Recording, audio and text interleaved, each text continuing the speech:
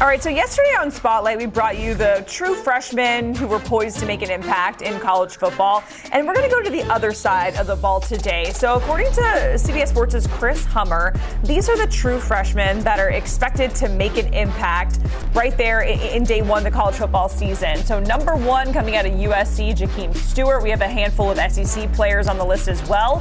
And Elijah Griffin, Malik Autry, and DJ Pickett. There's a really good article right now online that goes into detail about each and every one of these guys. But in the meantime, let's bring in Chris Hummer and Chip Patterson. And we're starting at the top with Jahkeem Stewart coming in at number one, which is very, very impressive, Chris, thinking about just how young he is. Just turned 18 in May.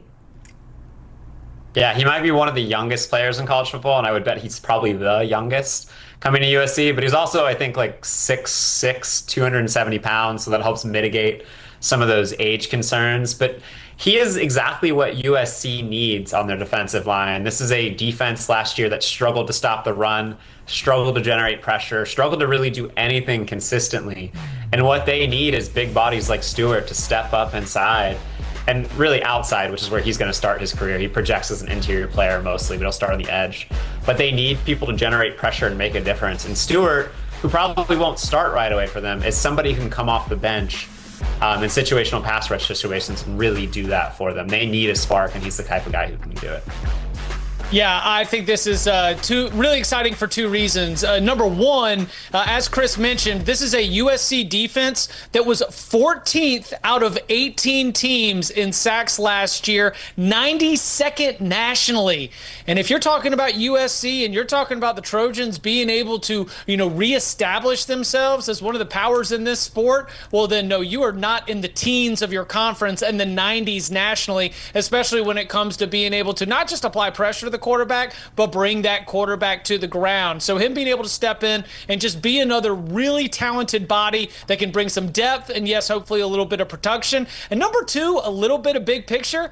My guys from Louisiana. I mean, USC has always had a national brand, and they've always been able to dip in and win some recruiting wars across the country. But as USC now leaves the Pac-12, joins the Big Ten, and takes on that true national footprint, I think this is an encouraging sign for Lincoln Riley in the high school recruiting operation. The fact that they can go into a territory where, yes, he had other options, Stewart did, to be able to go to some of those SEC schools. USC wins the recruiting battle and maybe sets themselves up to be able to get taking some steps forward in the large recruiting war. Yeah, and USC's defensive coordinator, when talking about Stewart, recently made some comments saying it's pretty rare what he can do. So you love to hear that if you're a Trojans fan. Next up, as we go down the list, talking about corner Devin Sanchez out of Ohio State. And we think Ohio State, we call it wide receiver U. All the wide receivers always get all of the big headline stories, right, Chris? So how is he in a position to make a difference there in the secondary?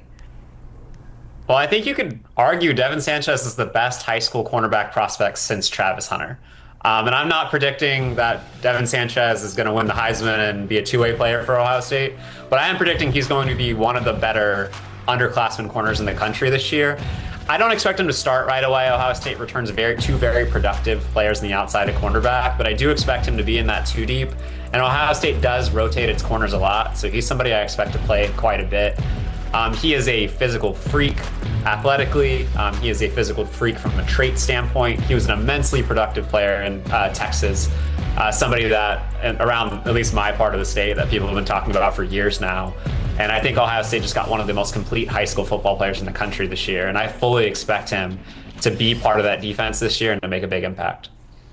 Yeah, I think Jacqueline is selling Ohio State short. I mean, they've got a DBU that they can live up to. You talk about a Marshawn Lattimore, talk about Denzel Burke, Denzel Ward. I mean, they've had pro bodies on pro bodies on pro bodies all coming through Columbus, and certainly that was part of the sales pitch to Sanchez. He's going to understand what his workload is going to be, at least in terms of, you're going to get about this many snaps per game. We're going to call on you in these kinds of packages, and that's what I think is so exciting because they lost a lot of production, you've got the starters on the outside, you've got Caleb Downs at safety, but there are going to be places and opportunities in this Ohio State schedule where he's going to be called on in a big moment. And those really special players, those gifted ones, oftentimes during that freshman season, they are able to rise to the occasion. I think about, I will always remember Minkah Fitzpatrick's first season at Alabama, where he was not the top DB in that room, but he flashed enough that you could really see what his future was going to be. Sanchez is going to have those kinds of opportunities this year with the Buckeyes. All right, my bad to the DB room out of Ohio State. I always say wide receiver U, but I'll add DBU, to the accolades when I'm talking about Ohio State moving forward.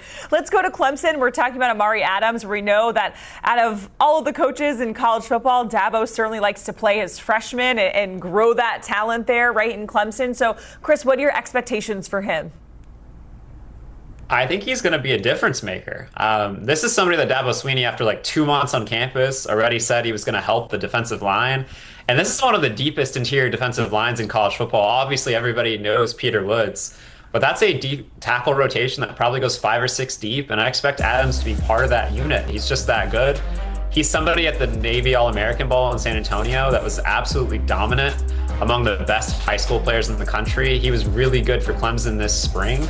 He is just an athletic exception. There's very few people his size that moves the way he does. He can generate pressure from the interior. He can also hold up against the run. I think he's going to be a difference maker, and we've seen those true freshman difference makers, as you said, step up time after time for Clemson over the last decade, and I think he's going to be one of those guys. All right, let's get to the SEC guys, and we're getting to Elijah Griffin out of UGA. He is the highest-ranked defensive lineman to sign with the Bulldogs under Kirby Smart, which is saying a lot, Chip, because it's not like Kirby Smart is hurting when it comes to recruiting 5 stars, right? So just how dangerous is Elijah Griffin? Dangerous to his own teammates, but not in a violent way, just in terms of him being able to eat up snaps, with him being able to jump to the front of the line. This is a Georgia roster that is dominated by first or second year players. There's not a lot of experience. There are not a lot of proven commodities in terms of the upperclassmen being surefire NFL draft picks. And the sense that I've gotten from Georgia as we prepare to enter fall camp is that they are kind of lighting a fire under these guys and saying, look, if you're young, that's okay, because there are starting spots and snaps to be able to be won out here. Elijah Griffin, because of his size, because of his talent, those opportunities are going to be there. So that's going to be something that I'd be looking over my shoulder for if I was an upperclassman on this defensive line.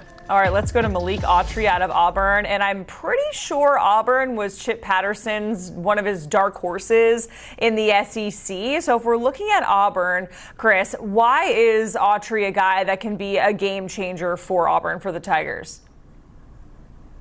Auburn's a school that's recruited really well the last couple of years. They've stacked recruiting win after recruiting win, right? But the wins have not necessarily translated to the field for Hugh Freeze. Well, Autry is the type of guy who can help that translate, because he is humongous. He's 6'5", 340 pounds. Auburn was really looking for difference makers on the defensive line in the transfer portal this offseason. It didn't really add a ton of them, mostly rotational pieces. They are looking for pieces to step up along the defensive front and really make a difference. And Autry could be that guy. I think he's one of those guys whose best football is well ahead of him as he transforms his body and kind of refines his technique. But he's also just explosive and humongous. And he's exactly the type of player I think could step up for Auburn this year and make a difference in that rotation. And he had a pretty strong spring. People around the Plains were very complimentary of what he showed early on. And I think he's a guy who's going to contribute a lot this year. Chip, I was right? Auburn was your dark horse SEC team? I don't think so. I mean, we had a Florida, we had an Auburn. Who's to say? We pick dark horses, we pick chalk donkeys. It's kind of like all forms of equestrians as we look ahead to the college football season. I swear you said Auburn, but obviously I'm hyper-focused on Florida being the dark horse in the SEC.